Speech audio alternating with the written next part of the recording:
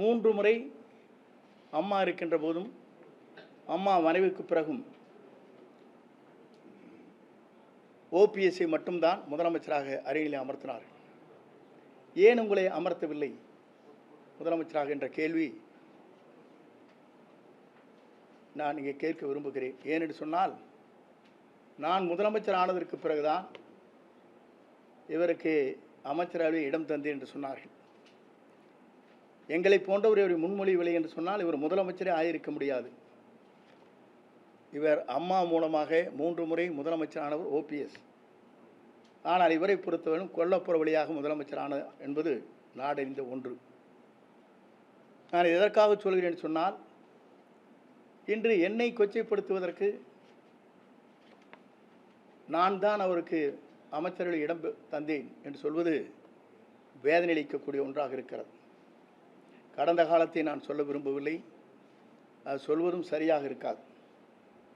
நான் ஆரம்பிக்க வேண்டும் என்று சொன்னால் 89 81 ஆரம்பிக்கலாம்.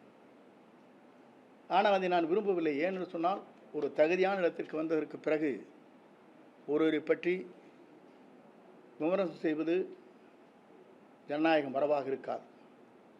என்னை இவர் சொல்லியிருக்கிறார், இந்த தொகுதியை பொறுத்தவரை 45 ஆண்டு காலம் சிற்றரசை போல வாழ்ந்தாரை தவிர மக்களுக்கு எந்த பணியும் ஆற்றவில்லை என்று சொல்லியிருக்கிறார்.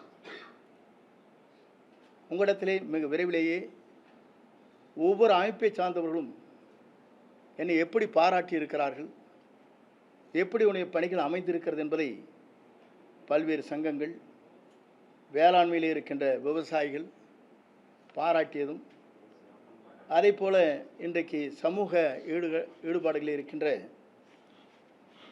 நம்முடைய ஈரோட்டை சார்ந்திருக்கிற